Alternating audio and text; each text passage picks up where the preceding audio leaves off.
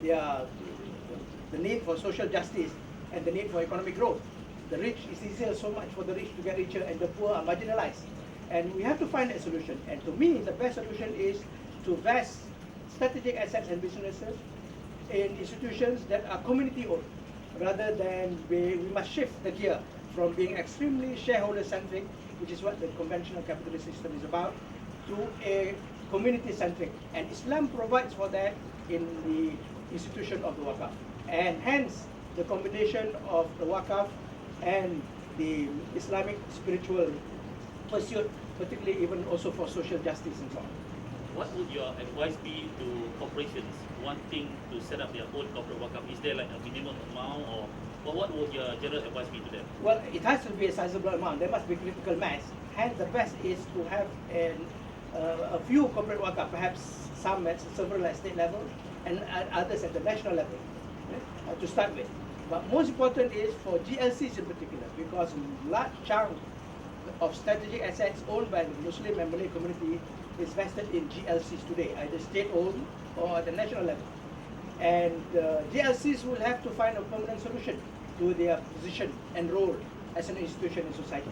Today, the current thinking is to privatize them to individuals. Actually, if you will observe closely, corporate Waqaf is also a means of, is a way of privatizing these assets. When you endow to Waqaf, it is not government owned. Having said that, Tansi, yes. Instead of privatizing to individuals, yes, why don't just the government transfer it to a Waqaf? This is what I'm saying. Right. Precisely right. what... Instead of going through the intermediary stage. This is exactly the role that Waqaf corporations can play. And some people say, of course, it is not... institution means you don't motivate people to work hard, to struggle hard. And this is where concept like business jihad comes in. There are young Muslims out there who are prepared. I mean, to really go all out, to sacrifice, they're hungry for success, to contribute their total energy, and combined with the spiritual energy that comes from Islam. I think it's a very powerful combination that can make success, as we have seen proven in the case of Waqaf Anur Corporation. You will note that, for example, when we first privatized or endowed to Waqaf, the shares were valued at 19.5 million ringgit in the market. That was in August 2006. Today, those same shares at the end of December last year, 2011, has multiplied in terms of value up to more than $500 million ringgit. And that is definitely, if there is what do you call that? If there is clear evidence of success of corporate Waqaf, I think that's it. Definitely. But what would you see game changers for corporate Waqaf? Well, I'm looking forward to the day when corporate Waqaf and institution can play a really solid role, particularly in Muslim countries. And I'm confident that they can play a role. Of course, you need other game-changing environment. For example, you need a conducive legislative framework. You need the political will, and we have to work hard in all these areas. But you say legislative framework, is it just at the state level or at the at all level? levels? For example, I mentioned earlier about the legal constraints. The current legislation involving Waqaf, for example, vests the management right only to the Majlis, the religious authorities of each state. And this is not suitable for a healthy corporate Waqaf development. It must be, there must be, it is even against the Islamic principle. Originally, when you Waqaf, transfer, endow an asset for Waqaf, anybody is allowed to also manage. The Sharia allows everybody who endows the asset for Waqaf to manage those Waqaf in the interest of the community. And we need to study that. But the bigger challenge is, of course, the political will, because the political thinking today is really to privatize, but along conventional capitalistic ways of doing it. Moving forward, how can we turn corporate Waqaf into a movement where you can get buy-in from the GLCs? How do you persuade them? I think the time is right, particularly for Muslims. Muslims are hungry to prove their worth. They are also hungry for an opportunity to prove their capabilities in the business sector. They also know that Islam is not against wealth creation. Islam is not against business. In fact, Islam is strongly, extremely pro-business. But it frowns upon monopoly, it frowns upon crude capitalistic practices, which discriminates against those who have no wealth, no asset. And it is much more in favor of measures that will enhance social justice. So corporate Waqaf is capable of combining all this.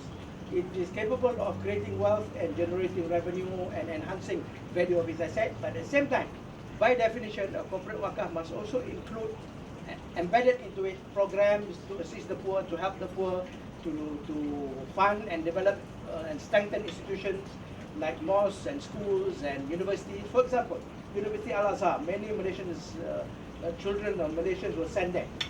Many of them benefit from this wakaf. The whole university is a wakaf institution. And our students, Malaysian children who study there, need only to pay $3.30 equivalent in terms of fees to Al-Azhar for a year. So that's how powerful a wakaf institution is, particularly in its application to institutions of higher learning. And we need to do the same here. And if we have a corporate wakaf as a mother corporation in Malaysia, then I'm sure they can help contribute towards changing social institutions for the betterment of society. I see. Let's say I give you a magic wand. Yes. What would your wish list be for corporate wakaf? First and foremost is all GLCs, including Petronas and so on, that end up in transfer to wakaf. But of course, there are political challenges there. But if not all of them, at least some of them that are clearly, for example, Islamic, established to overcome, to assist Muslims finding a solution to their problem. For example, bodies like Tabung Haji and all the various trust organizations, And Johor Corporation, for example, it is today a $20 billion organization. To transfer ownership to individuals means to initiate something that is only going to cause it to degenerate, to erode ownership, to dissipate ownership. You're bound to lose. There are going to be leakages in ownership, as we have seen in past privatization.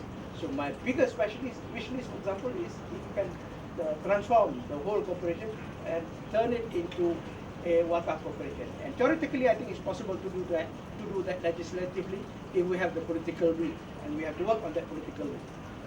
In conclusion, Tasri, for corporate wakaf, what are your parting thoughts? Well, most important is the whole world, as I said, all of mankind is looking for a solution to mankind's problem today, which are created largely by the extremely divisive capitalist system in the form that it is practiced particularly in the West, in the American Anglo-Saxon version of it in particular.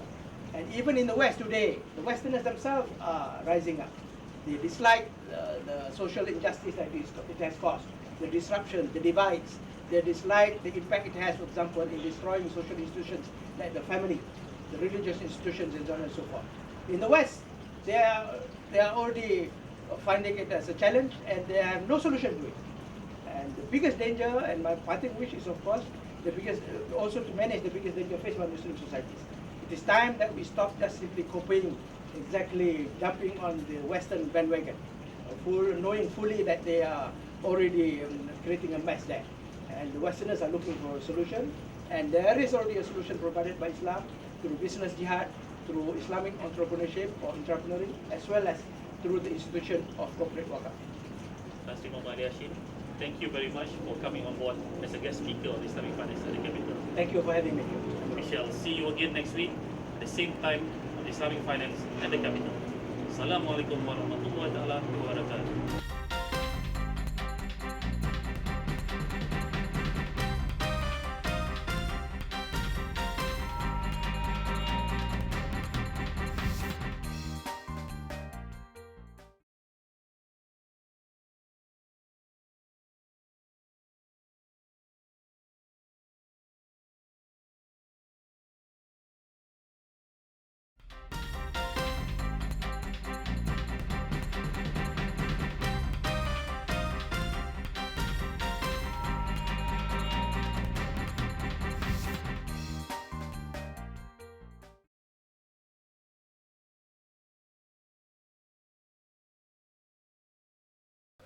Assalamualaikum.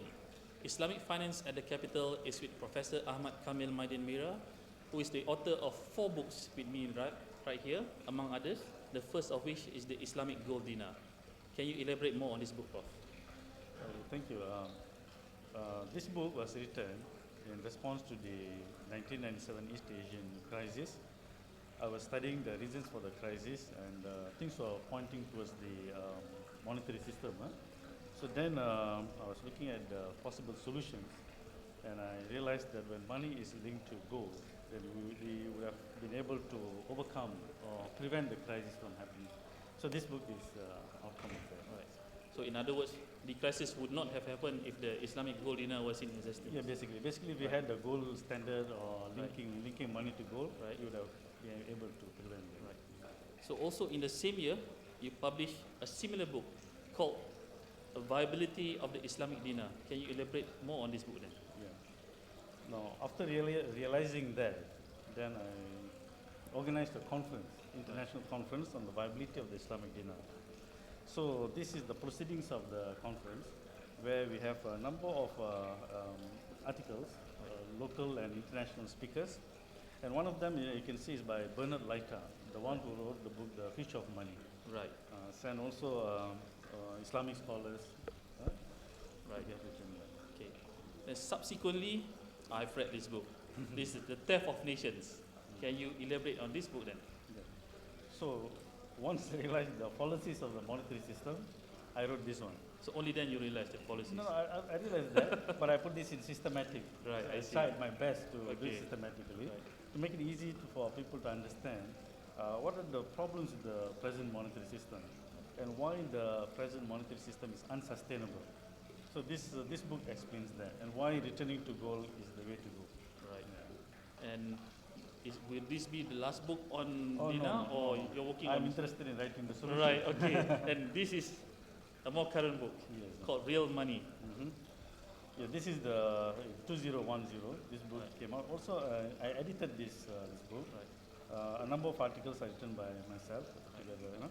So this one looks at the money and payment system from Islamic perspective, and gives a lot of solutions to the global crisis.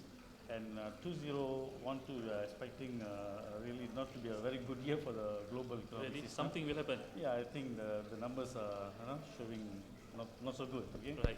So this book gives you some solutions, Right. and I'm writing another one basically to give more in detail how we can mitigate the crisis. And when will that other book come out? Hopefully in a month or two, inshallah. Hopefully before that thing happen in 2012. Inshallah. Inshallah.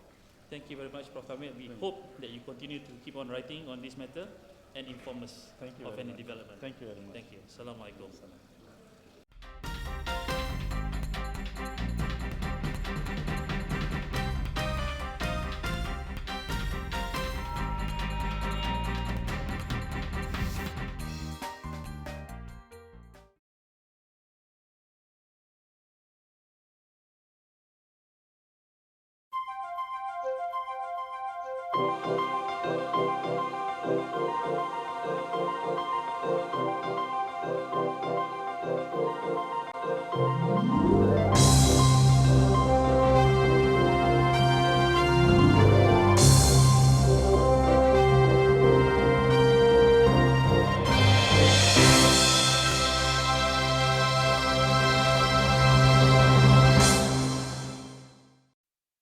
Hi there, I'm Amirul Haji Muhammad. Stay tuned to Islamic Finance at the Capital. Why? Because we have Tun Dr. Mahathir Mohamad, a doctor in the house. Stay tuned to the Capital.